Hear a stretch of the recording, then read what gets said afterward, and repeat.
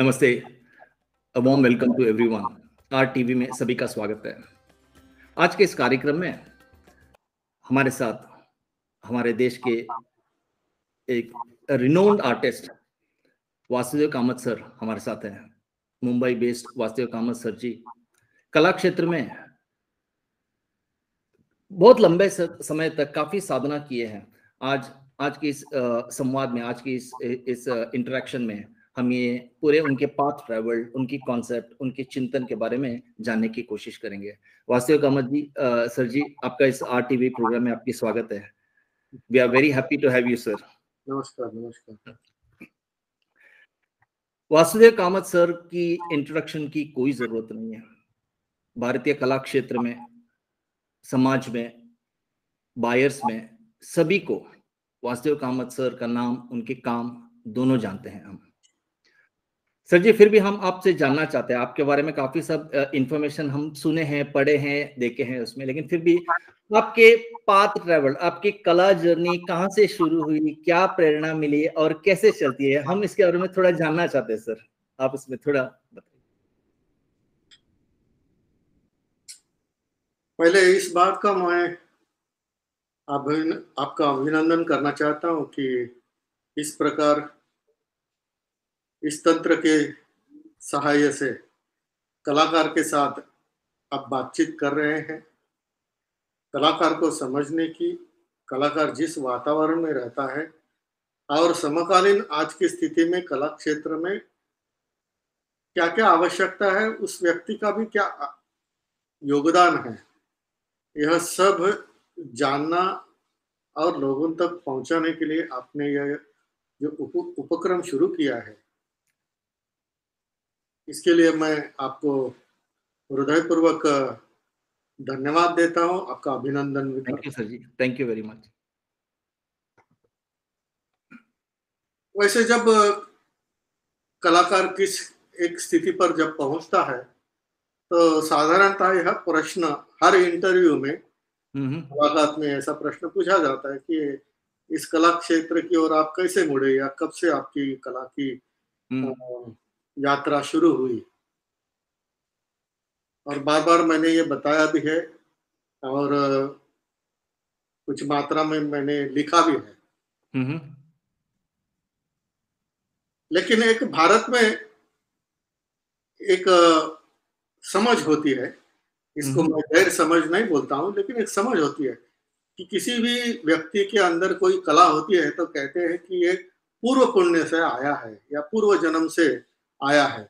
और इसलिए जब अच्छा कोई कलाकार होता है तो साधारणतः ऐसा कहा जाता है कि ये तो जन्मजात कलाकार है, कलाकार जन्म से होता है, इस प्रकार का विधान करते हैं। सुनने में अच्छा लगता है, किसी आर्टिस्ट को अच्छा नहीं लगेगा, लेकिन आप मैं ये कहना चाहता हूँ कि यदि ऐसा कहा जाए कि जन्म से आर्टिस्ट हो तो ही वो आर्टिस्ट होगा, तो बड़े होने के बाद यदि किसी को कला की ओर मोड़ना हो तो हम तो जन्म से है ही नहीं, हमारे फैमिली में कोई आर्टिस्ट बना ही नहीं, तो मैं कैसे बनूंगा।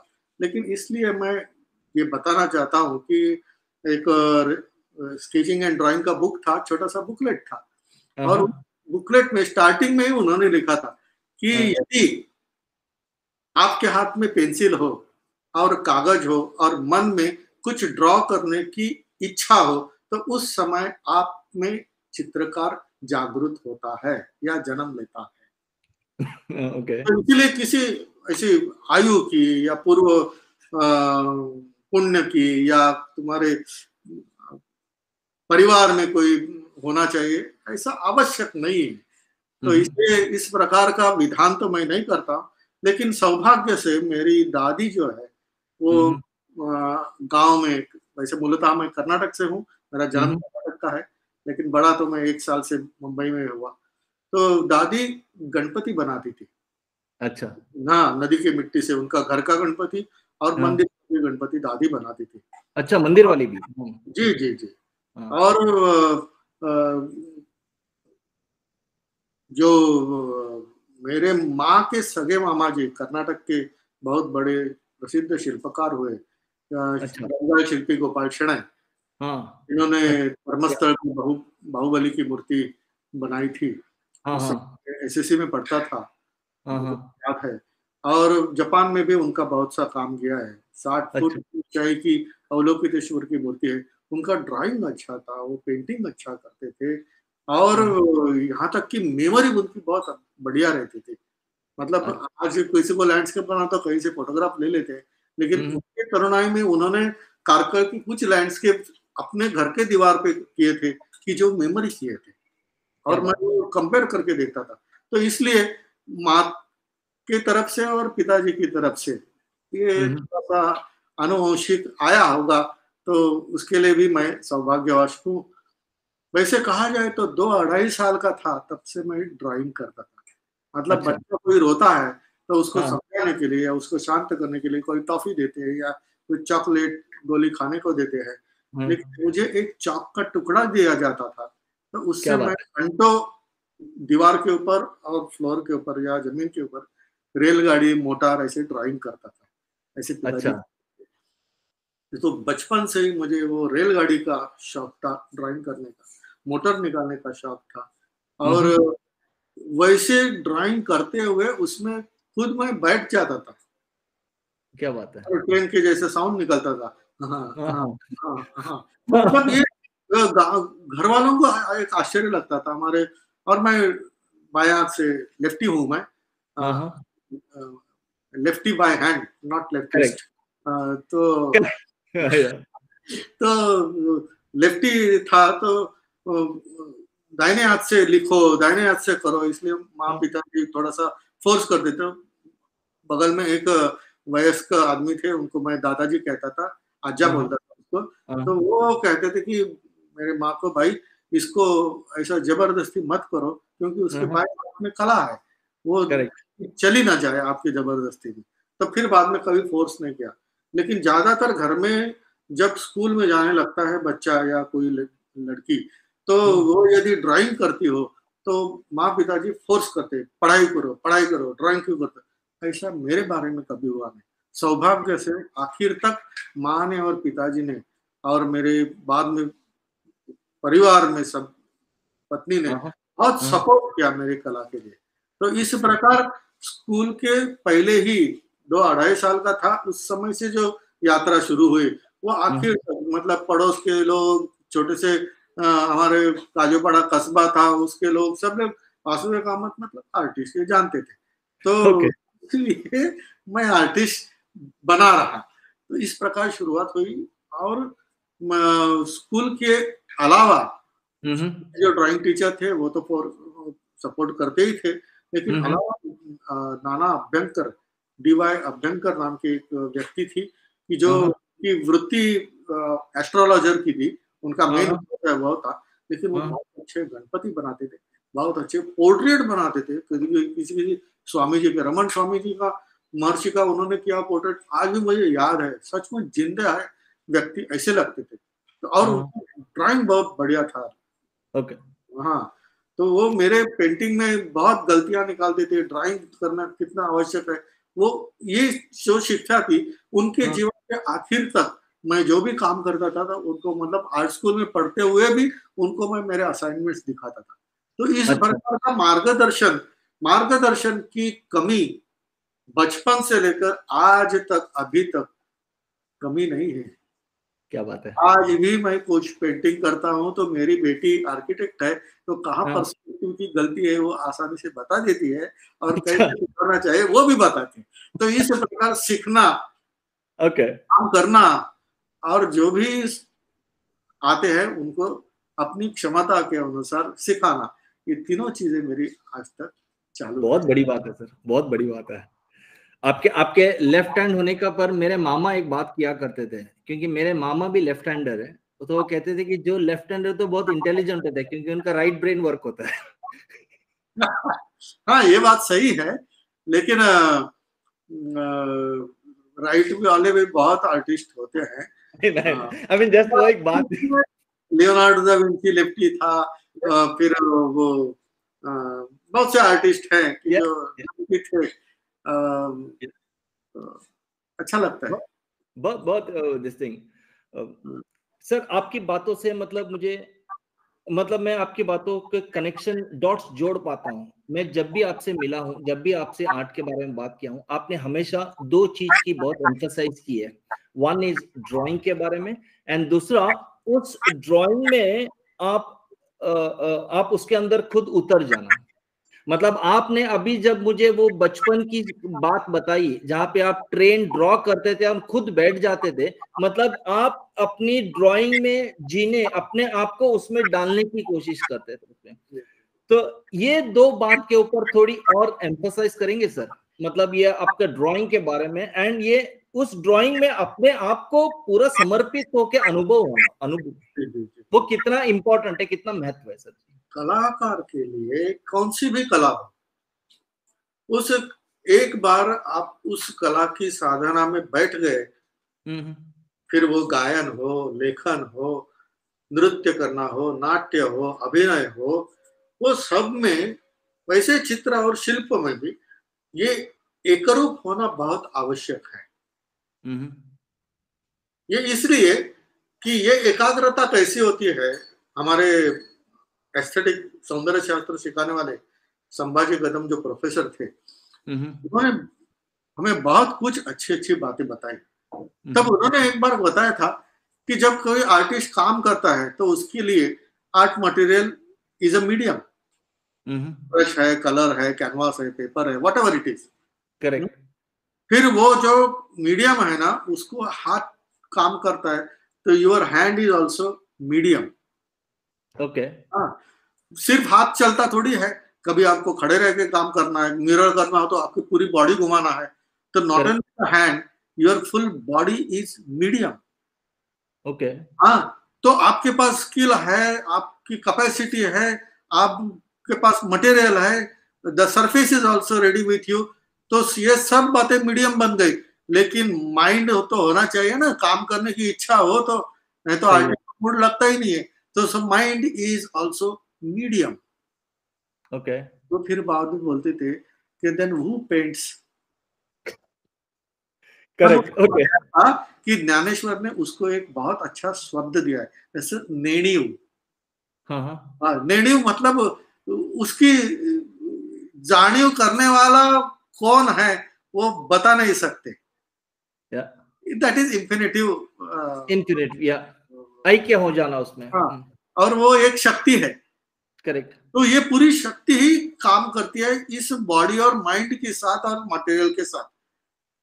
तो ये जो मैंने बताया ना कि अब हम उससे अलग रहकर काम करेंगे, मतलब किसी ने काम दिया आपको और आप काम करते समय सोचते रहे, साल में तो इनको इतना मुआवजा लगेगा ऐसा बोला था, लेकिन वो काम करने वाले हैं तो इतना काम क्यों करो, थोड़ा कम करेंगे, आज मूड नहीं है इसलिए काम नहीं कर। तो ये फिर क्या होता है कि ये द्वैत भाव हो जाता है, आपका काम और आप दोनों अलग हो जाते हैं।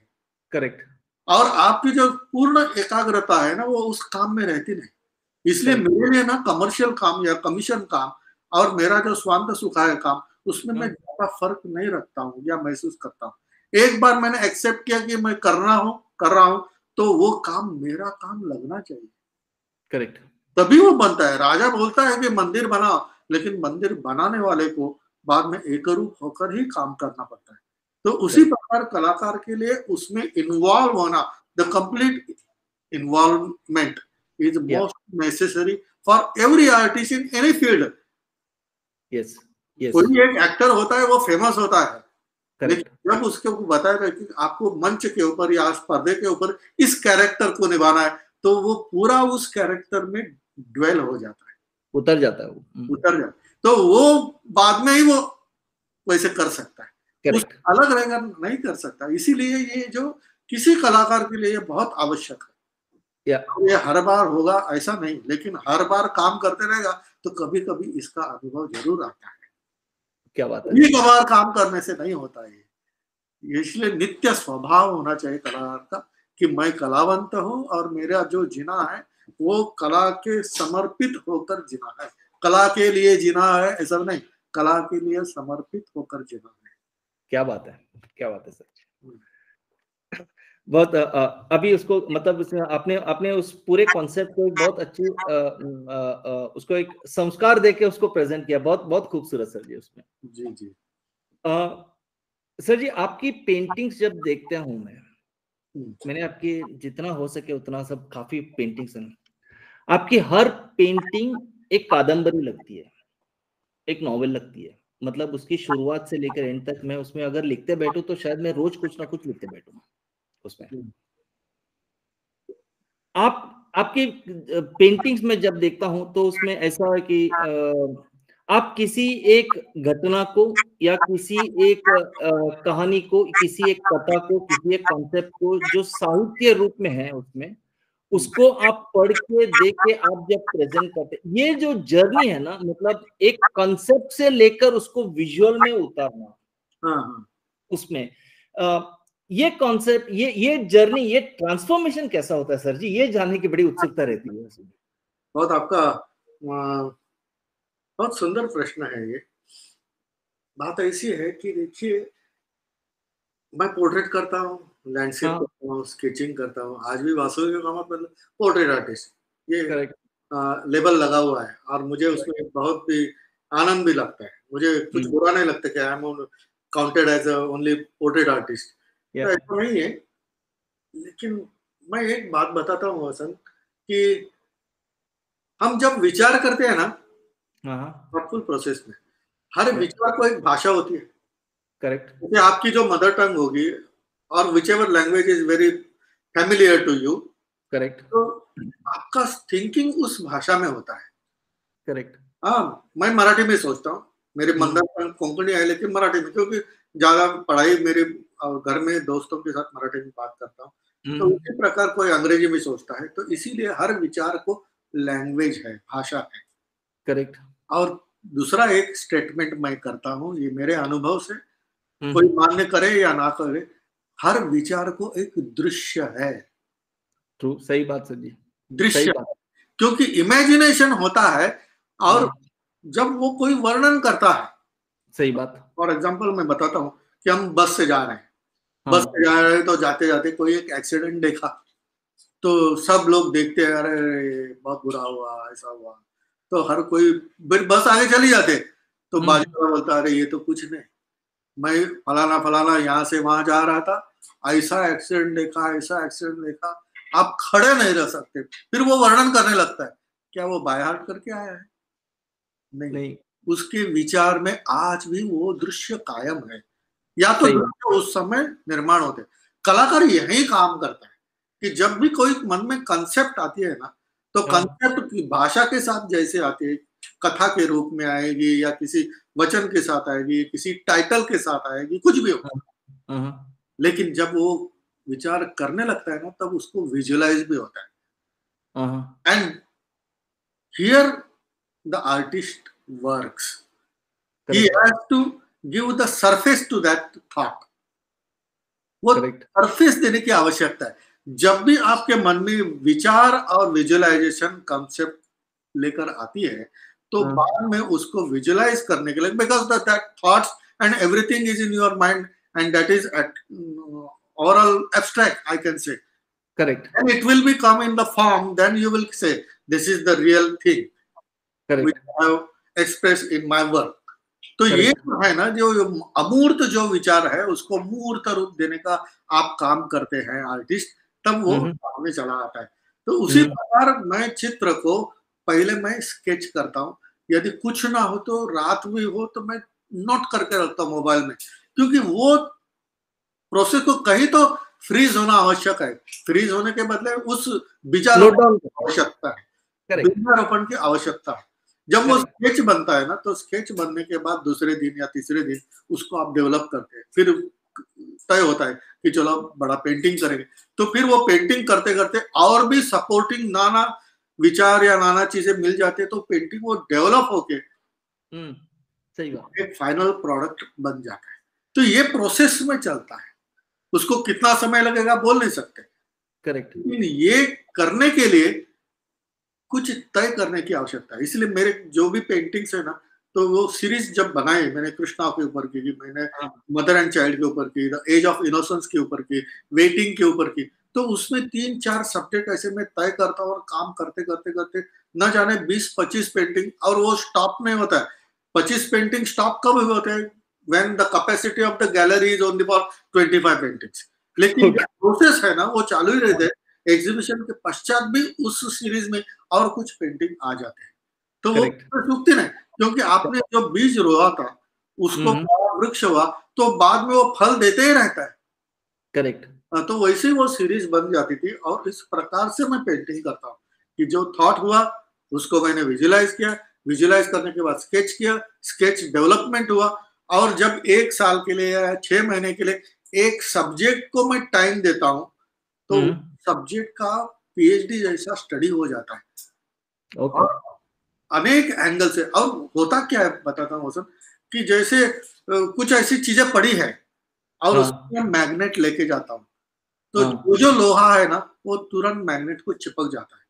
करेक्ट, वैसे जब हम तय करते हैं कि 6 महीने के लिए 1 साल के मैं इस सीरीज के ऊपर या इस थॉट के ऊपर काम करूंगा, तो एक पेंटिंग बनता है, 2 3 4 5 पेंटिंग होने के बाद न जाने आपके डेली कुछ बातें होते रहते हैं, कुछ इवेंट्स होते हैं, कुछ पढ़ लेते हैं, कैसे सुन लेते हैं, लेकिन आपके मन में जो सीरीज चली है ना उसके लिए सपोर्टिंग कुछ ना कुछ मिल जाता है। मिल जाता है, ये मनुष्य का स्वभाव है। करेक्ट, सुबह उठने के बाद नजर से हम बहुत कुछ देखते हैं, या या लेकिन सब नहीं याद रखते। लेकिन करेक्ट, मन में जो विचार चला है ना वैसी हाँ, चीज कुछ मिल जाते हैं ना, तुरंत नोट कर लेते हैं।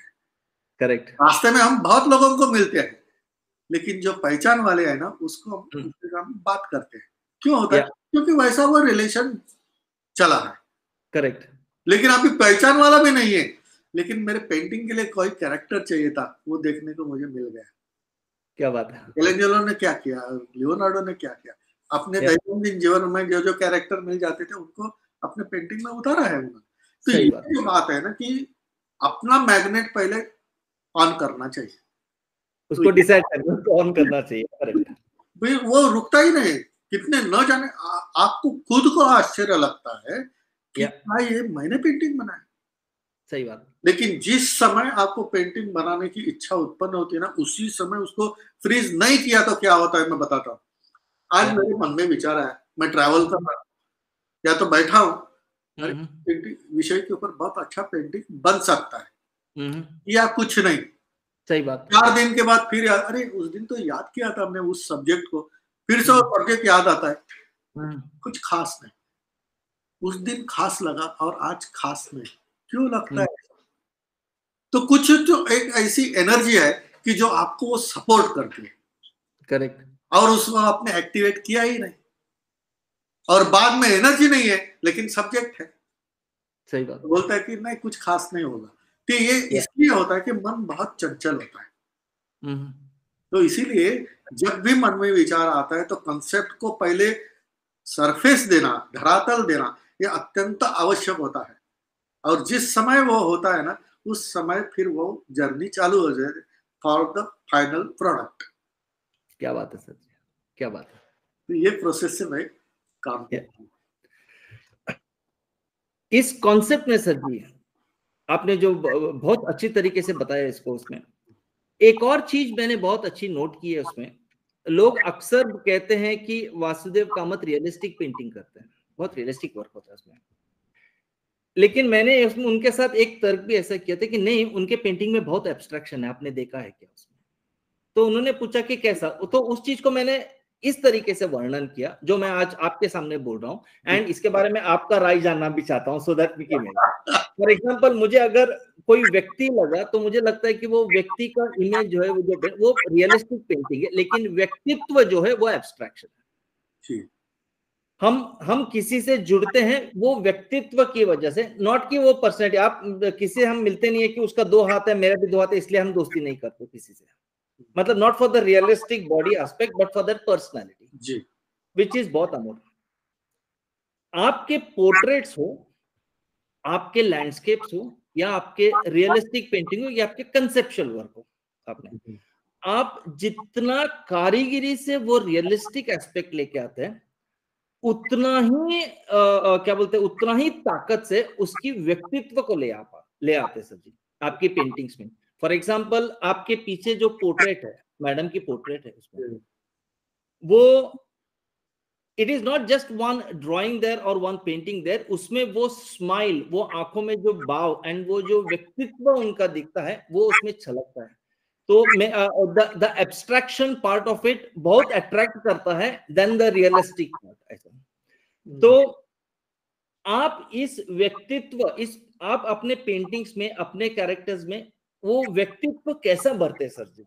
क्योंकि वो कारीगरी से भी थोड़ा परे है। मुझे ऐसा नहीं लगता कि it is only skill, it is something beyond that skill to add that personality. वो कैसा करते हैं सर जी? फॉर एग्जाम्पल मैं एक और एग्जाम्पल देता हूँ।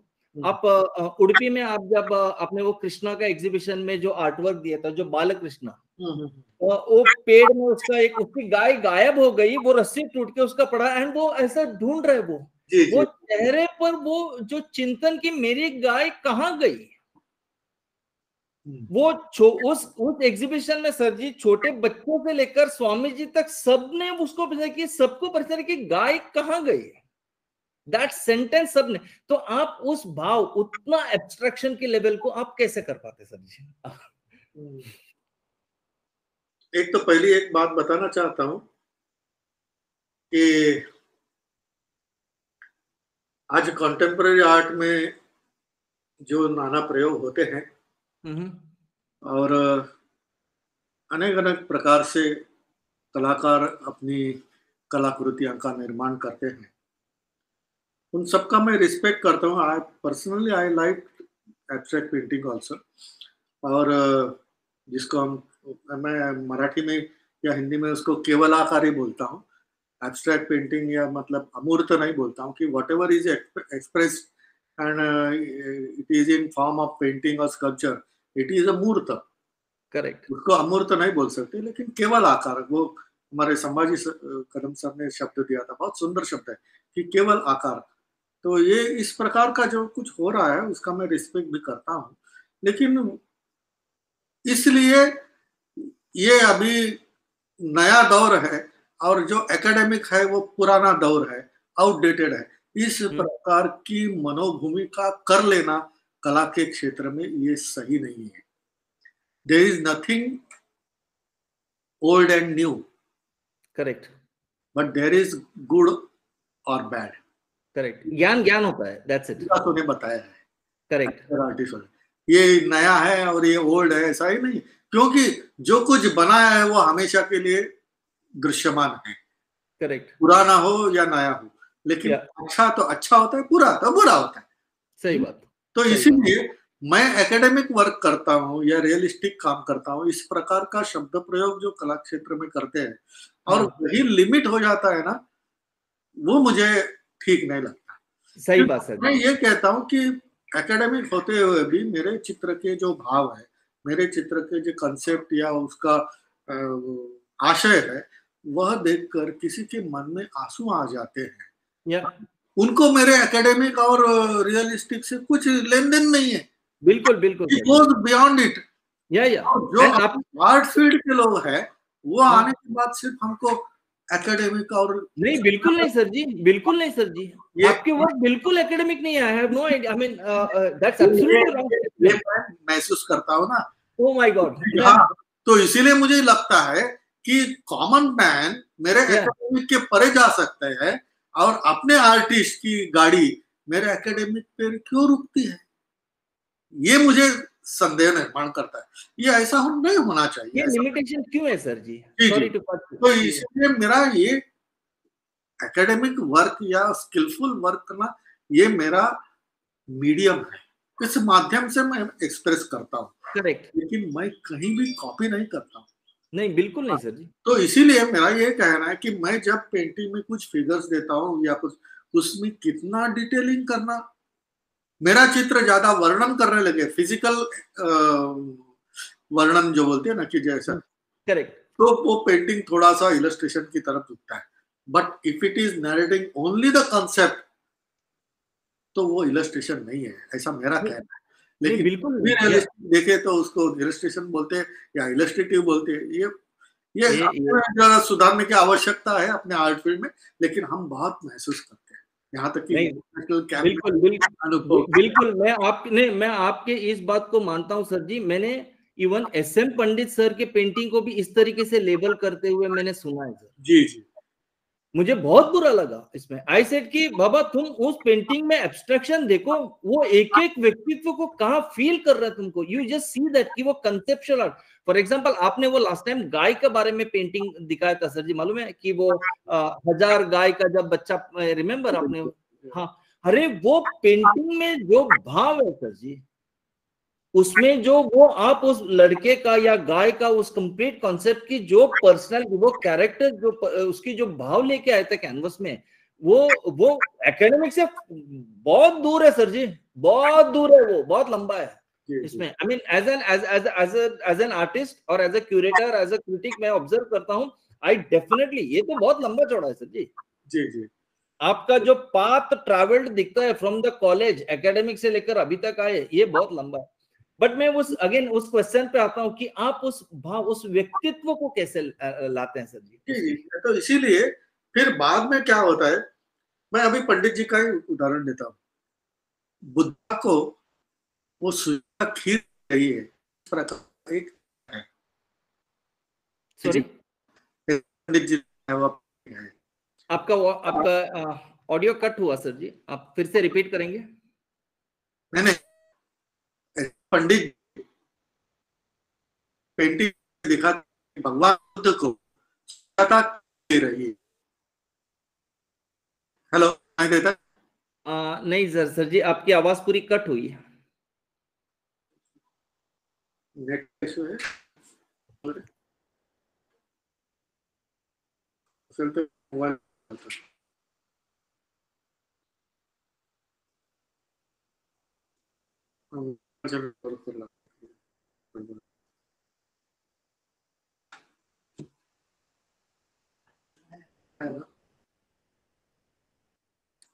टेलीफोन एक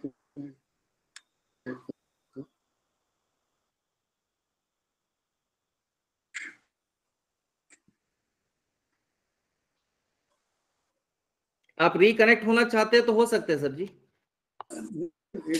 देखता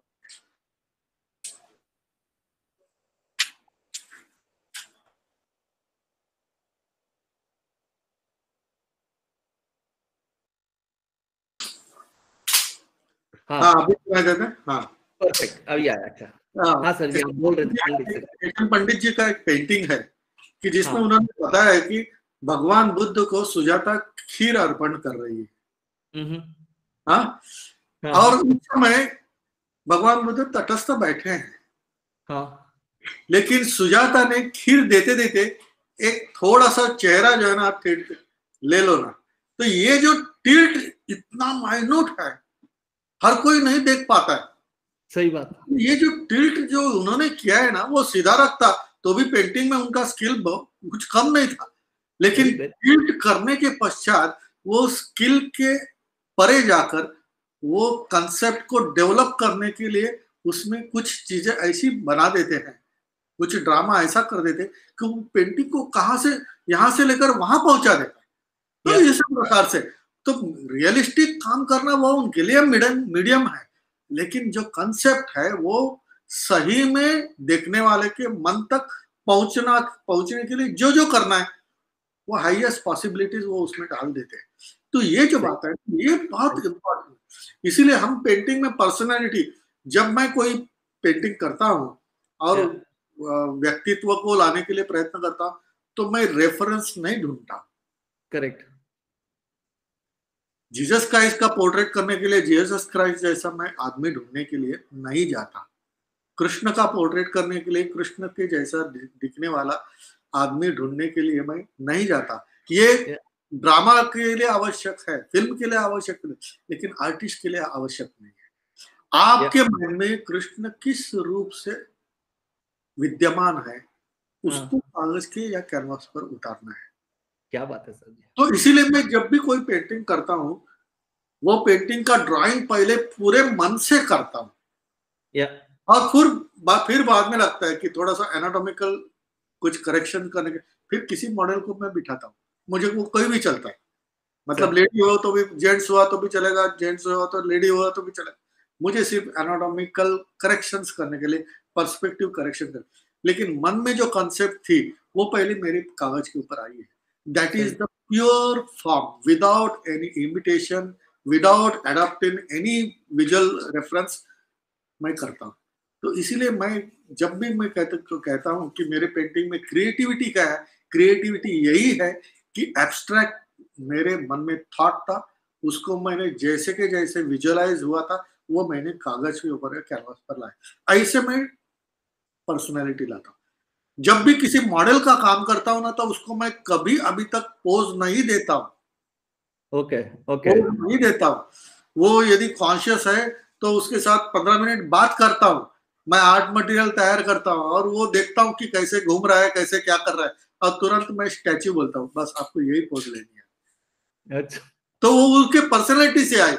सही बात है। उसको फेटा पहनाएंगे, उसको वनवासी बनाएंगे, उसको यदि और कोई हिस्टोरिकल फिगर बनाएंगे, फिर यहाँ से लाइट करेंगे, वहां से, ऐसे मैं पोर्ट्रेट नहीं करता, क्योंकि वो जो है ना वो अरेंज्ड है। Correct. Personality lying the in man as it is, correct, तो उसको एज इट इज लाना है। तो इसके लिए मैं हमेशा काम करता हूँ, तो वो फिर रियल पर्सनालिटी आ जाती है, उसको सोना या व्यक्तित्व बोलते हैं, तो वो पेंटिंग में लाना है। तो इसीलिए मैं आर्टिफिशियल लाइट, मुझे रेम्ब्रांड पसंद है, मुझे प्रमोद कोर्लेकर पसंद है, बहुत आर्टिस्ट मुझे अच्छे लगते हैं कि बहुत अच्छा काम करते हैं, लेकिन आर्टिफिशियल लाइट के ऊपर काम करने के लिए ये नहीं। हाँ, जैसे अभी आपने बताया कि ऐसा ये लाइट लाने से थोड़ा सा ये होता, तो ये डायमेंशन डालने के लिए कितना लाइट आवश्यक है उतना लाता, लेकिन वो अननेचुरल लगे इतना हाईलाइट करना और इतना लाइट करना, वो मुझे पसंद नहीं ऐसे। इसलिए मेरे कुछ पोर्ट्रेट ऐसे कभी आपको नहीं मिलेंगे कि फलाना फलाना आदमी बैठा था लेकिन उनको शिवाजी का कॉस्ट्यूम पहना है, ऐसा मैं नहीं करता हूँ। नहीं नहीं नहीं, बिल्कुल नहीं सर जी। आपके कंप्लीट बॉडी ऑफ वर्क के नरेशन ही टोटली डिफरेंट है। एंड दूसरे 2-3 चीज मैंने ऑब्जर्व की, मतलब आपके पेंटिंग्स में बहुत सात्विकता है उसमें, एंड मुझे वो सात्विकता की और उसकी वो आपके रंगों में बहुत दिखती है सर। आपके कलर्स में भी मैं डिस्कस करना चाहूंगा, क्योंकि आपके अगर पेंटिंग में बोलूं, आपके लाइंस के बारे में डिस्कस करूं तो वही 1 घंटा मेरे को लिए इंटरव्यू जाएगा। आपके लाइन सिर्फ, आपके कलर्स के बारे में, आपके कंपोजिशंस के बारे में, उसमें ये टोटली तीनों की संयोजन जो होती है वो एक बहुत अच्छी ध्वनि बनाती है आपकी पेंटिंग्स में। इसके बारे में आप क्या करें, क्योंकि वो स्पेस एलिमेंट जो आप करते हैं वो एक बहुत अद्भुत ध्वनि क्रिएट करता है आपकी पेंटिंग्स में। मैं काफी बार इसके मेरे आर्टिस्ट लोगों के साथ करता हूँ, डिस्कस करता हूँ, तो मैं कुछ ऐसा, तो क्योंकि वो पूछते हैं कि ध्वनि का मतलब है, तो मैंने आपके काफी पेंटिंग्स का मैंने देखा, this is the way of, कि वो स्पेस में जो ये आता है, वो जो एनर्जी फ्लो होती है। फॉर एग्जाम्पल अब्बा का पेंटिंग में आपने जो बनाया था मैंगलोर कैंप में, उसमें जहाँ पे अब्बा का ऐसे खड़ी है एंड पीछे वो पूरा समंदर है, वो पंछी उड़ रहे, वो हवा फील होता है, यू फील लाइक कि वो उसमें वो ब्रीज है। तो उस टाइप की जो ध्वनि या जो स्पेस है, उसके बारे में कुछ बोलिए ना सर। जी देखिए, जैसे पहले मैंने बताया था, कभी कभी कुछ काम ऐसे है कि स्वांत सुखा या स्व उद्भव से कुछ पेंटिंग बनते हैं। कभी कभी ऐसा मौका आता है कि हम as a part of the society कहीं काम कुछ करना पड़ता है। तो जैसे अब्बा का जो म्यूजियम के लिए पेंटिंग बने थे, तो बताया गया कि आप पोर्ट्रेट अब्बा का बनाइए। तो जो इटालियन आर्टिस्ट था उसने कुछ किया था, उसके अलावा उनका कोई पोर्ट्रेट नहीं है, लेकिन तुलुनाडु की महिला है, वो वीरांगना, वो तुलुनाडु की है। तो ऐसा तुलुनाडु व्यक्तिमत्व कैसा होता है, तो वो बचपन से देखते आया हूँ। तो वो पर्सनैलिटी मेरे मनोचक्षु के सामने थी।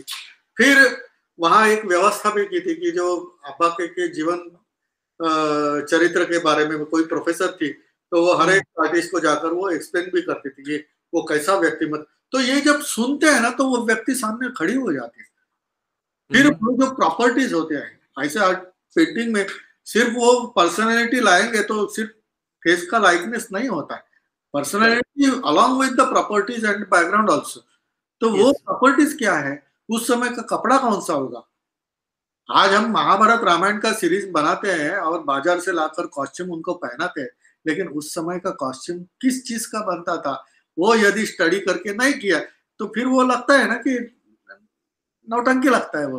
तो इसीलिए उस समय के कपड़े कैसे होंगे, उसके फोल्ड कैसे होते होंगे, तो इसके लिए मैं 100 साल पुराने भी फोटोग्राफ निकाल कर देखता हूँ कि पुराने लोगों के फोटो निकालने के लिए डाले हुए कपड़े कौन से हैं और घर में ऐसे ही काम करते करते निकाल डाले हुए कपड़े कैसे, उसके फोल्ड कैसे हैं, उसकी कैरेक्टर कैसे है, उसका यूसेज कैसा है। तो ये सब चीजें देखता हूँ और वो फिर मैं उसको ऐड करते हुए वो पर्सनैलिटी बन जाती। We have to support the concept whatever is in public's mind, तो फिर वो ठीक लगेगा ना।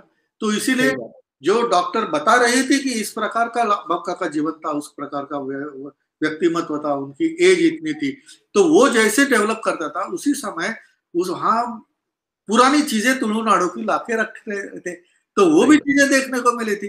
तो फिर वो कमर में कोयता कौन सा लगाते हैं, तो ये चीज कौन सी होती है, उस समय का छाता कैसा होता है वगैरह वगैरह।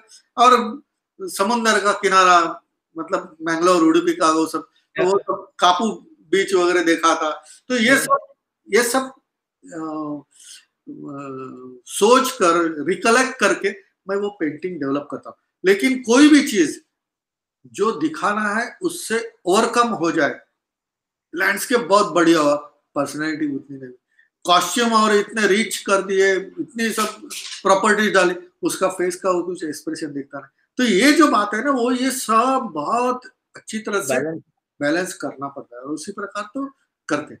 तो ये जो पर्सनैलिटी ढूंढना और पर्सनैलिटी उपलब्ध नहीं हो तो उसको विजुअलाइज करना, इस काम के लिए जैसे मैं स्वामीनारायण भगवान का पूरा जीवन चरित्र मैंने पेंट किया, तो स्वामीनारायण भगवान का विचरण गुजरात में जहां जहां हुआ 200 साल पहले, तो वो सभी स्थान को मैं विजिट करके आया फैमिली के साथ।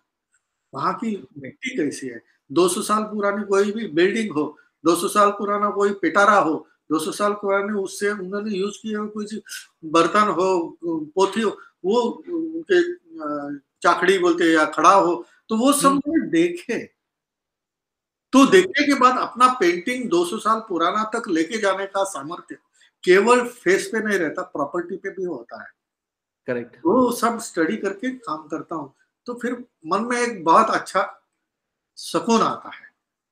और मेरा ये कहना है कि आर्ट फील्ड में हर एक आर्टिस्ट ने एक सोचने की बात है कि जब भी कोई हम पेंटिंग करते हैं या स्कल्पचर करते हैं या कोई आर्ट वर्क बनाते हैं, वो जब पूरा हो जाता है ना, तो बाद में हम नीचे साइन करते हैं वासुदेव या और कोई जो भी, जब साइन करते हैं ना, तो आपकी वो जो बच्चा जन्म होने के बाद नाल कटती है ना, करेक्ट, आपकी नाल उस पेंटिंग से कट जाती है। उसके पश्चात आपसे भी अधिक आयु लेकर वो कलाकृति जीती है। क्या बात, आपके पश्चात भी जीती है। और आपने जिस कंसेप्ट से भाव से पेंटिंग किया था, वो बताने का प्रयत्न करती है लोगों। ऐसा ना हो कि आपको वो बदनाम कर दे। सही बात। तो इसीलिए अपने पेंटिंग में सात्विकता लानी या लोगों को नैरेट करके उनमें सुधार लाने के लिए जो भी कुछ करना है, उसकी मात्रा कैसी और कितनी हो, ये आर्टिस्ट को मालूम होना चाहिए। सही बात। आप रिबेलियस कुछ पेंटिंग कर देते हैं और पूरा समाज मन उद्ध्वस्त हो जाता है, कलुषित हो जाता है, तो ये this is not positive thing. जानता हूं कि लोगों में सुधार करने के लिए, लोगों को अच्छी बात बताने के लिए कुछ कठोरता से नियम आपको बनाने पड़ेंगे, लेकिन वो ऐसे नहीं होते, वो डॉक्टर की तरह होता है। डॉक्टर आपको चेक करता है और बोलता है कि आपकी बीमारी बहुत खतरनाक है, इसके लिए आपको ये दवाई मैं लिख के देता हूँ या देता हूँ, उसको सुबह 2 गोली लेना है, शाम को 2 गोली लेना है, आपको 2 महीने तक दवा लेनी पड़ेगी, आप बिल्कुल ठीक हो जाएंगे। घर में आएंगे, 2 महीना क्यों, आप पूरी वो बॉटल खा लेंगे तो दूसरे दिन उठेंगे ही नहीं। सही बात। तो वो जहर था। तो आपको मालूम होना चाहिए आर्टिस्ट को कि मैं इस कितने मात्रा से लोगों तक अपने विचार को पहुंच सकूं। क्या बात है। वो पात्र क्षमता यदि नहीं रखी, तो फिर वो पेंटिंग घातक बन जाएगी। आज जो हंगामा होता है ना वो इस कारण से होता है, लोग जानते नहीं है कि क्या अपने लिए अच्छा है बुरा है, लेकिन यदि आर्टिस्ट जानता है क्या अच्छा है बुरा है तो वो बुराई निकालने के लिए आस्ते आस्ते करना पड़ता है। जख्म पर मलम पट्टी करने के लिए, उसके दवाई डालने के लिए फूक फूक मारकर डाल, ये कब लोग समझे?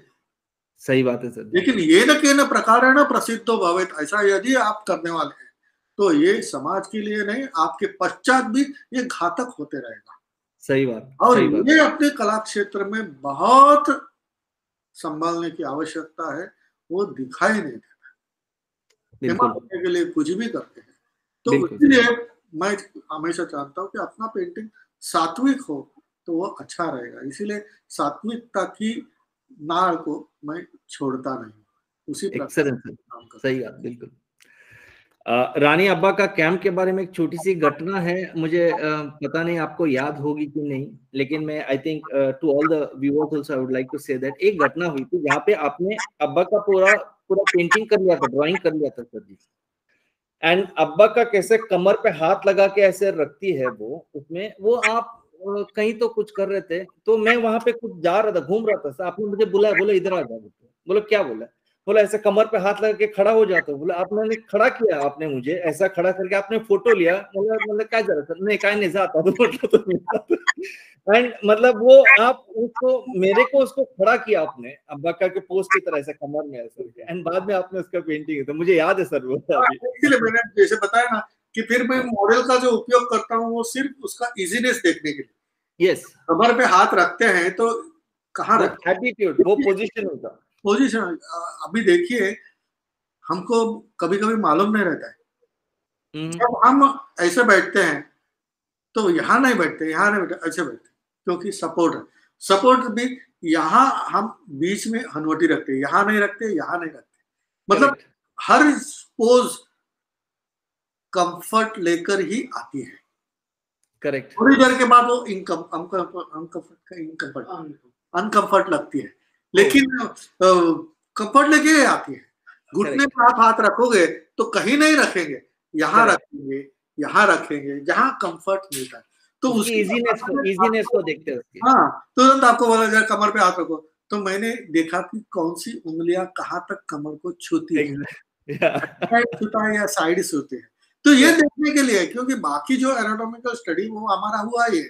सही बात। लेकिन मैं यदि अब्बा का जैसी औरत आ जाए तो फिर मैं उसको कहूंगा वैसे कॉस्ट्यूम में पहनेगी, तो फिर वो ड्रामा हो जाता है, और वो फिर जो कुछ बनता है ना वो आपके मन के अंदर से आई हुई फिगर को पूरा वाइप आउट कर देती है। सही बात, सही बात, सही बात। Then it becomes only the object painting. Yes, yes, yes.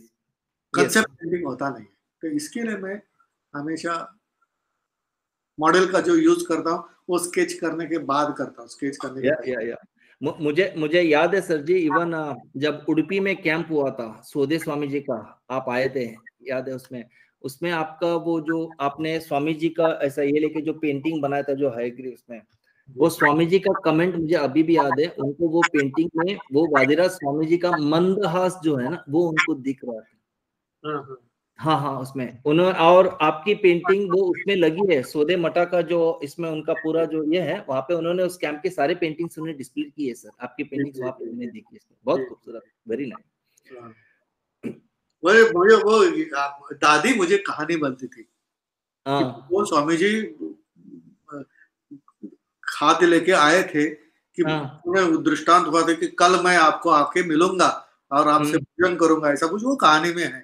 और वो बैठे बैठे बैठे बैठे तो पीछे दो खुर घोड़े के खंधे पे बैठे थे और घोड़ा खा के चला गया, तो ये मन में ऐसे बार बार हो रहा है कहीं वही तो नहीं, वही तो नहीं, वही तो नहीं, एक बार तो देख लो, तो ये जो मतलब मन में जो कुछ चल रहा है ना वो चेहरे पे आना चाहिए, कुछ तो संतोष खाने के लिए आया, मतलब वही है।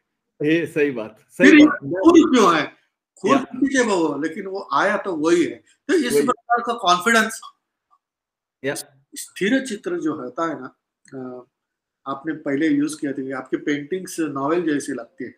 क्या होता है कि जब नॉवेल पढ़ते हैं या आप ड्रामा देखते हैं या आप कोई फिल्म देखते हैं, तो जैसे नॉवेल के पन्ने आगे जाते हैं ना, वैसा आपका विचार चला जाता है।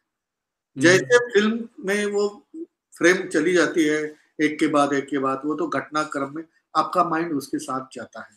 वैसे ट्रैवल करता है। हाँ, नाटक में भी वैसे होता है।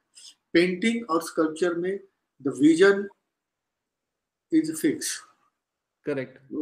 जो विजुअल है वो फिक्स है, वो बदलता नहीं है। लेकिन देखने वाले का मन जो है ना, आगे पीछे उस पेंटिंग के बारे में सोचने लगता है। तो वो कितनी देर तक, 1 घंटा पेंटिंग देख रहा था, क्यों देख रहा था? क्या सिर्फ जरूरत नहीं। आंखों के लिए? नहीं, आपके विचार भी उसके साथ ट्रैवल कर रहे थे। तो ट्रैवल कर ये रहे जो है ना, ये काम इसीलिए फिल्म आ गई, नाटक आ गए और नॉवेल आ गए, बताने वाले कथानक आ गए, स्टोरी टेलर आ गए, सब कुछ आए, तो भी आज स्थिर पेंटिंग का महत्व इतना भी कम नहीं हुआ। बिल्कुल बिल्कुल। जब फिल्म कैमरा भी आई उसके बावजूद भी नहीं। नहीं हुआ। देखो यार, मतलब जब फिल्म आने लगी तो नाटक बंद होने लगे, और में टीवी आने लगा तो थिएटर की भीड़ कम हो गई। लेकिन पेंटिंग अभी तक भी जीवित है, शिल्प अभी तक जीवित है, क्योंकि उसको देखने वाला स्थिर नहीं रहता है पेंटिंग के जैसा। उसको दोलायमान या उसको गतिमान करने की क्षमता उस पेंटिंग में रहती है। या बिल्कुल। एंड वो हर बार जब देखते हैं तो एक नई थॉट, एक नई सोच, एक नई फीलिंग को एक एक प्रेरणा देती है मेरे ख्याल से। I think that what makes it, आप घड़ी घड़ी देखे, बार बार देखे ऐसा उसमें। बहुत बहुत खूब सर, बहुत खूब सर जी। मेरा मेरा अगला सवाल इस पे होगा सर जी कि आपकी पोर्ट्रेट्स के बारे में। मैंने पोर्ट्रेट्स के बारे में काफी आर्टिस्ट से उनकी उनकी बातें मैंने सुनी है सर, बहुत लोगों से, एंड उनके उनके अभी अपने आप ही। लेकिन आप जिस तरीके से पोर्ट्रेट के बारे में वर्णन करें या उसको जो देखे या उसको जो प्रेजेंट करे, उसमें अगेन ये व्यक्तित्व को लाने की बात, ये जो मतलब आप इस पोर्ट्रेट की कंप्लीट फॉर्मेशन या कॉम्पोजिशन या उसकी प्रेजेंटेशन के बारे में मैं आपसे, आपके मुंह से कुछ सुनना चाहता हूँ sir ji. For everyone, like how a portrait is, उसकी क्या होती है, उसकी वो फील क्या होती है, वो क्रिएशन में क्या होती है, आप क्या सोचते हैं, क्या देखते हैं सर जी, क्या करते हैं? मैं शायद सवाल ठीक तरह से नहीं कर पा रहा हूँ क्योंकि मैं it's like I am, but I hope you get my. आपका सवाल एकदम सही है, बहुत अच्छा है।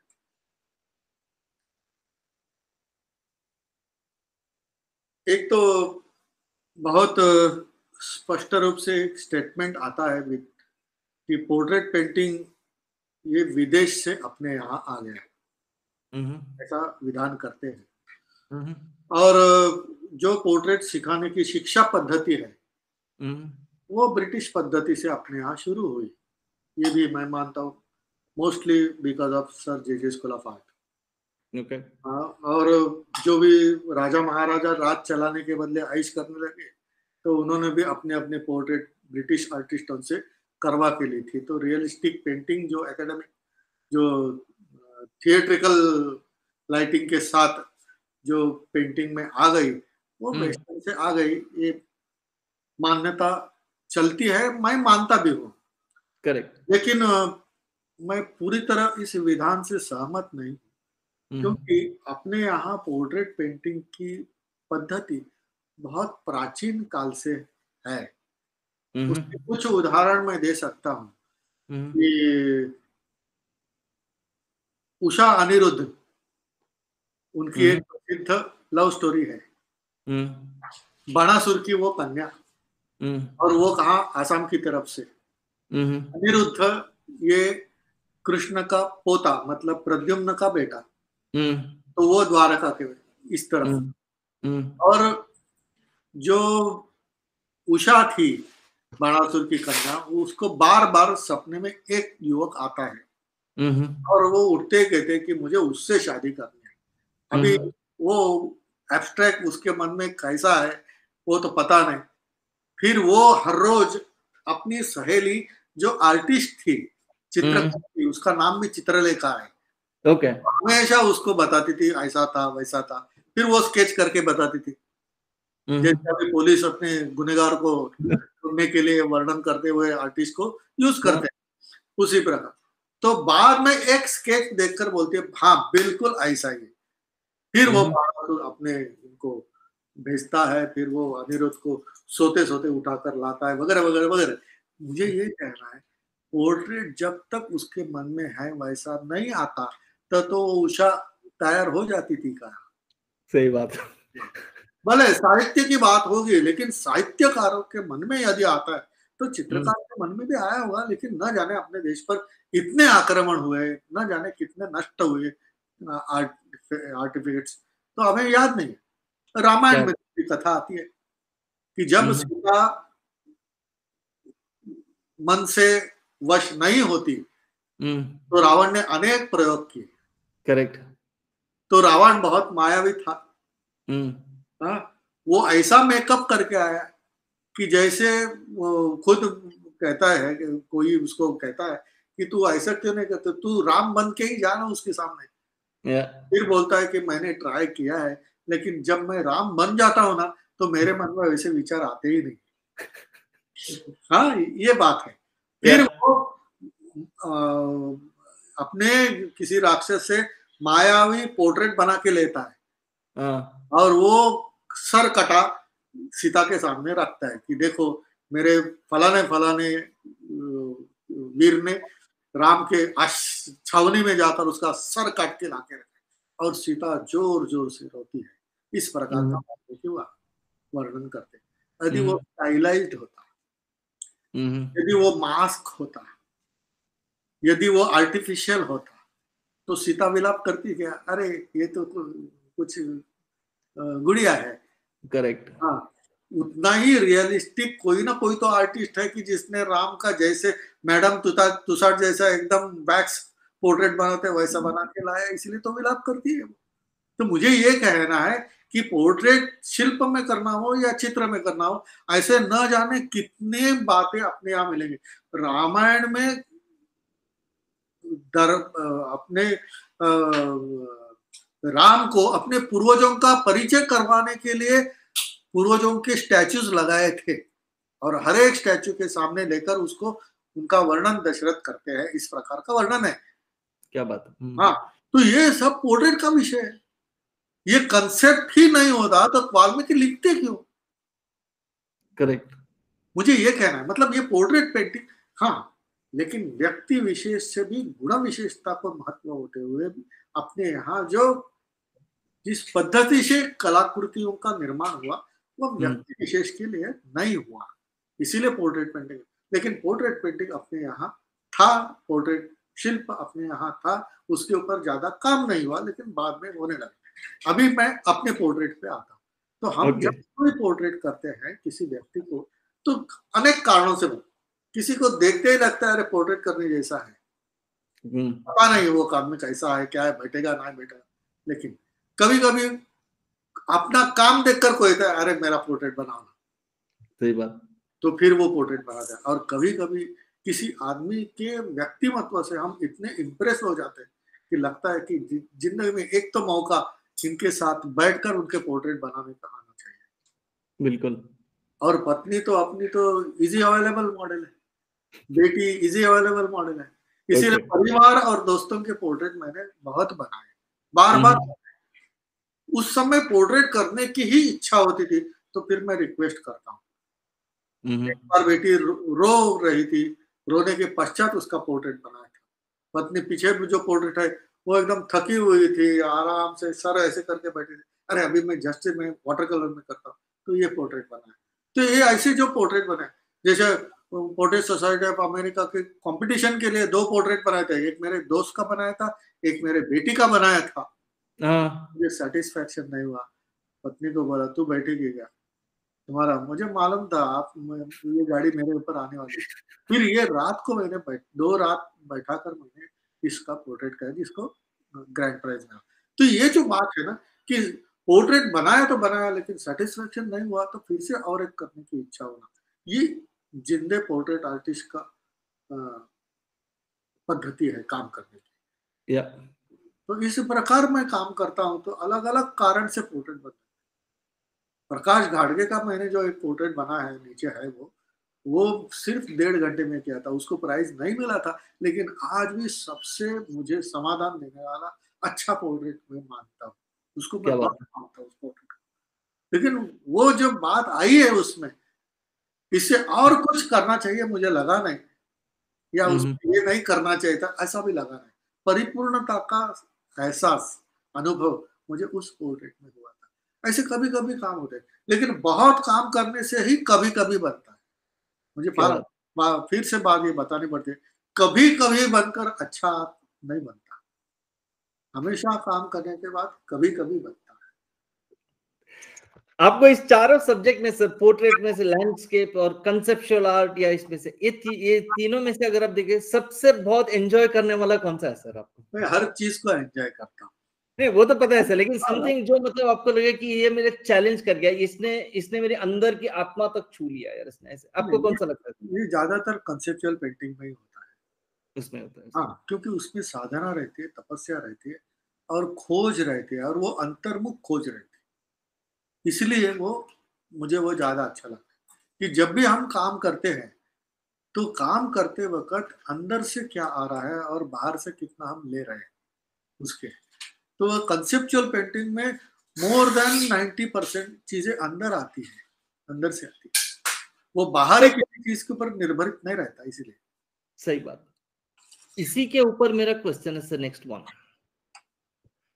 आज भी मैं काफी सारे अभी यंग जनरेशन या नेक्स्ट जनरेशन के जो अब इसमें मैंने काफी इवन यंग आर्टिस्ट को देखता हूँ, सर अच्छी कारीगरी होती है सर, उनमें काम अच्छे करते हैं, उसमें कोई बात नहीं उसमें, लेकिन वो नरेशन नहीं दिखता है उनके काफी पेंटिंग्स में। एक तो चीज बड़ा पिक्टोरियल दिखता है, कारीगरी दिखता है लेकिन पिक्टोरियल दिखता है, वो कॉन्सेप्ट नहीं लगता। ऐसा लगता है कि एक शरीर है आत्मा के बिना, ये एक चीज। दूसरा चीज ये है, काफी सारी सीनियर आर्टिस्ट को मैंने देखा है ऐसा, आई मीन ये मैं काफी आर्टिस्ट से पूछ चुका हूं एंड पूछूंगा भी ऐसा, क्योंकि I really want to know big view of this. 25-30 साल से सर एक ही टाइप के वर्क करते करते करते, क्योंकि वो सेल होती है, गैलरी में सेल होती है सर, एंड मेरा हमेशा सवाल रहता है कि यार 25-30 साल में आदमी बदला नहीं, कुछ फर्क नहीं हुआ।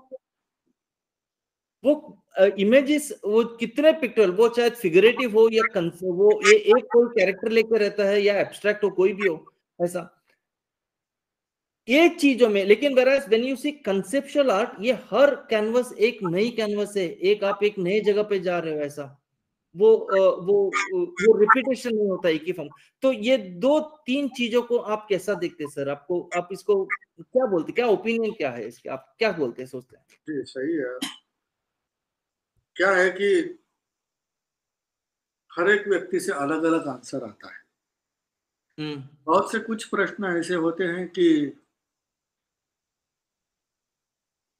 वो उनकी खुद की जो बात है ना, उसका समर्थन करने के लिए आंसर देते हैं। बिल्कुल।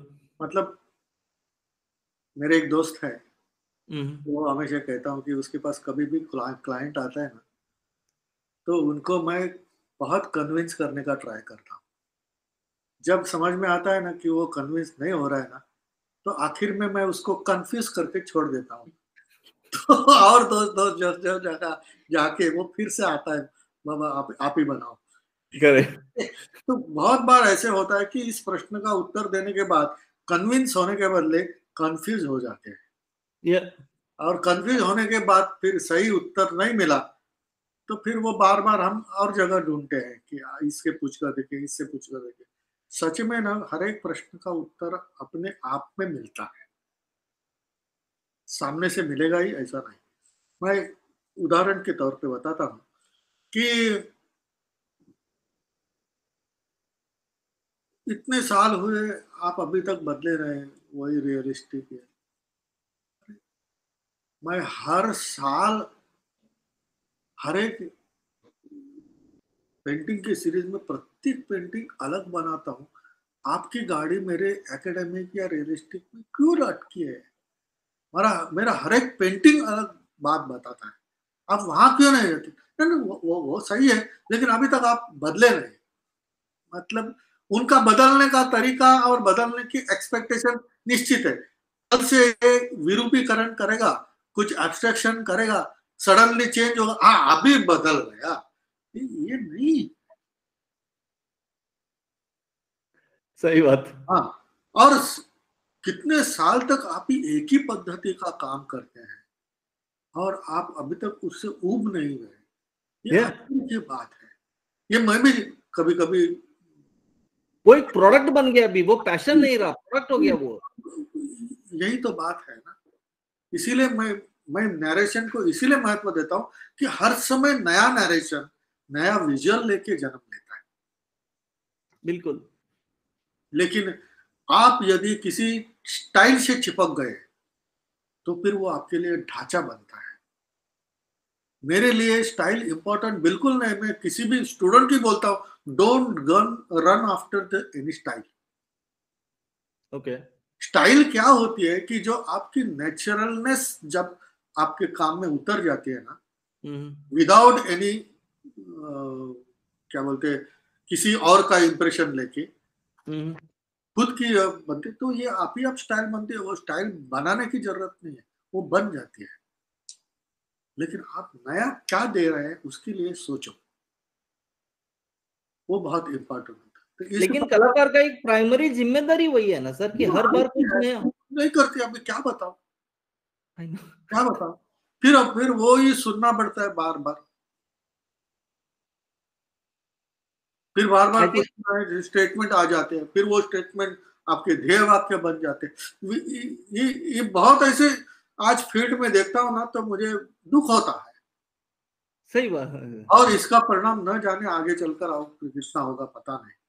हाँ, मुझे भी ऐसा लगता है। मुझे लगता है कि अगर ये पूरा झुंड अगर इसी तरफ जा रहा है, तो अगर 25-30 साल 50 साल के बाद आप अगर देखेंगे तो हाउ वुड दैट बी। क्योंकि अगर जब मैं 500 साल पुराना जाके जब मैं स्कल्पचर्स वगैरह को देखता हूँ सर, हम पत्थर को तराश के हमने निकाला है सर कलाकृति। इतनी कारीगरी हम वाले हैं, मतलब हमारा तन मन धन, हमारी कौशल्य, हमारी इतनी पवित्रता थी, इतनी।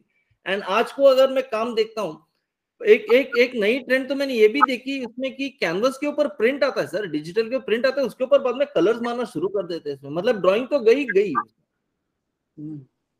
तो ये सब चीजें जब मैं देखता हूं तो कभी कभी ऐसा लगता है कि ये ऑफ कोर्स रियल वर्क करने वाले रहते हैं, वो कभी ये नहीं होता। This world will have good people also, but I think when such malpractices take place, एक कहीं तो एक बहुत ग्रे एरिया खड़ा कर देता है ऐसा, या कहीं तो ऐसा ऐसा मुझे लगता है। आपका क्या कहना है सर इसके बारे में? तो इसीलिए मुझे ये कहना है कि मनुष्य को आप कितना भी कहें, कुशलता का आकर्षण रहता है, कौशल्य का आकर्षण मनुष्य को रहता है, वो नहीं निकाल सकते। ये मेरा स्टेटमेंट जो है ना, उसको कोई भी रब करे या इरेज करे, लेकिन तो नहीं मिटेगा। इसीलिए मैं कहता हूं कि आज डिजिटली वाटर कलर पोर्ट्रेट आप बना सकते हैं, या हाँ, उससे भी ज्यादा अच्छा रिजल्ट डिजिटली ला सकते हैं। लेकिन किसी को लगता नहीं कि चलो मैं ये डिजिटल वाटर पेंटिंग मेरे घर पे लगाऊं या बिल्कुल कलेक्शन में हो, क्योंकि वो क्षणिक आश्चर्य का आनंद देता है। लेकिन कोई आर्टिस्ट खुद करता है और उसके पीछे जब तपस्या रहते हैं, तो उसका आकर्षण हर एक को रहता ही है। बिल्कुल। लेकिन ये बात सही है कि आप अच्छा पोर्ट्रेट बनाते हैं, आप अच्छा लैंडस्केप या स्टिल लाइफ करते हैं, यह वो mastery and command on the medium, आपके प्रोपोर्शन पर्सपेक्टिव सब कुछ है। तो मैं हमेशा कहता हूँ कि these all are your achievements, not contribution. Yes sir ji. और हिस्ट्री में जो नोट होती है ना, वो कंट्रीब्यूशन की होती है, अचीवमेंट की नहीं। बिल्कुल सर जी, ये आपकी बात में आपने लास्ट टाइम भी बताया, मुझे मेरे दिमाग में बहुत बैठ गया वो बात। क्योंकि बायोडाटा आपकी अचीवमेंट बताता है, या और कंट्रीब्यूशन कल आप क्या करेंगे वो बताता है। या क्योंकि आज की बात वो कल पुरानी होने वाली है, तो नया और उसके आगे और कुछ आप दे पाए तो फिर वो कंट्रीब्यूशन हो जाएगी, नहीं तो रिपीटेशन हो जाता है। या तो इसीलिए मैं चाहता हूं कि नैरेट करने से आपको हर समय नई चीज दिखाई देगी। Narration and illustration is entirely different. Story telling not narration. Correct उसको आप करेक्ट दोनों मिक्स मत कीजिए। करेक्ट। जैसे मराठी में हम या हिंदी में भी कहते हैं कि कारागिरी और कौशल्य को सामायिक मत बनाइए। सही बात सर जी। बार बार करने से आप कारागिर बन जाते हैं। That is your achievement. या कुशलता उसी में होते है जो बार बार कुछ नया चीज देता है, तो ही वो कुशल मानेंगे ना। करेक्ट करेक्ट बिल्कुल। इस बात को हम कौशल्यपूर्ण क्यों मानते हैं कि नई बात है लेकिन उसमें स्किल भी है, तो फिर वो कौशल्यपूर्ण हो जाती है। बिल्कुल। लेकिन इस प्रोसेस से हम जाएंगे ही नहीं तो कैसे होगा। या या to do something new is not necessary to leave the academic style. कोई यस जरूरत नहीं है एकेडमिक स्टाइल से। अरे वो रख के हम कितना कर सकते हैं, आपने बिल्कुल कैपेसिटी नहीं रखी। If you have taken out the drawing subject, if you have taken out क्या बोलते हैं उसको, landscape and sketching and perspective subject, वो कैसे करेगा फिर। करेक्ट। मैं बार बार हमेशा चीज बताता हूँ कि आर्ट मतलब सिर्फ फाइन आर्ट अपने लिए नहीं है। Correct. It is the part of and mirror of the full art field बिल्कुल एंटायर वर्ल्ड और एंटायर कंट्री। बिल्कुल। मैं 2 बार रशिया गया हूँ। रशिया घूमते घूमते हमने तय किया कि एक तो फालतू पेंटिंग या फालतू स्कल्पचर ढूंढ के निकालेंगे। ओके। एक भी नहीं है, लेकिन हाँ। अपने यहाँ अच्छा शिल्प ढूंढना पड़ता है। क्यों? गलती किसकी गलती है? पॉलिटिक्स की, एजुकेशन सिस्टम की, किसकी गलती? की गलती आर्ट फील्ड की है। करेक्ट।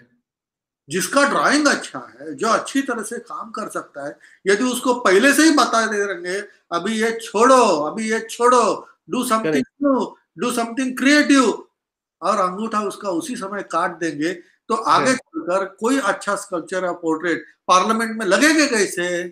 या ये क्रिएटिविटी का भूत बहुत भलता ही चढ़ा है सर। और इसका आंसर नहीं दे सकते हैं ये लोग। नहीं नहीं दे सकते, नहीं दे सकते, ये चीज मैं मानता हूँ सर। ये क्रिएटिविटी का भूत है ना, तो भलता ही चला गया सर। कोई बात नहीं, आपको उस भूत को संभालना है तो संभालिए, लेकिन एकेडमिक स्टाइल का एक डिफरेंट पैरेलल कोर्स चालू रखे ना। After 5 years nothing is going to be havoc in this world. Yes बिल्कुल। वो बाद में चाहे तो एब्स्ट्रैक्ट में जाए या क्रिएटिविटी को जाए, लेकिन कुछ तो उसकी कैपेसिटी जो है ना वो रखे तो सही। नहीं बिल्कुल, नहीं इस बात को मैं मानता हूँ, क्योंकि ये एक नरेशन के बजाय ड्रामा चालू हो गया उसमें। एक बात इंस्टेड ऑफ अगेन नरेशन एक एपिसोड, एक स्टोरी टेलिंग जैसा हो गया। एंड ये आप देख सकते हैं in the name of contemporary art, in the name of modern art, in the name of क्या बोलते हैं आप अलग type of art, like installation art के नाम पे बोलिए आप, बॉडी आर्ट के नाम पे, जो अलग अलग चीजें आई है सर उसमें, वो कभी कभी मैं रिलेट भी नहीं कर पाता हूँ, मैं कनेक्ट भी नहीं कर पाता हूँ। मैं यूजुअली ऐसा, मैं यहाँ पे कभी कभी ये सिडनी बिनाले वगैरह जाता हूँ, वहां पे मैं काफी सारी चीज कनेक्ट ही नहीं कर पाता हूँ। मेरे को उसकी शुरुआत और उसकी एंड, उसके आद्य और अंत कहाँ वही समझ में नहीं आता उसमें। तो हमेशा ये सवाल पड़ता है कि ये क्रिएटिविटी का नाम या उसका बुक ये कहाँ जा रहा है, क्या कर रहा है?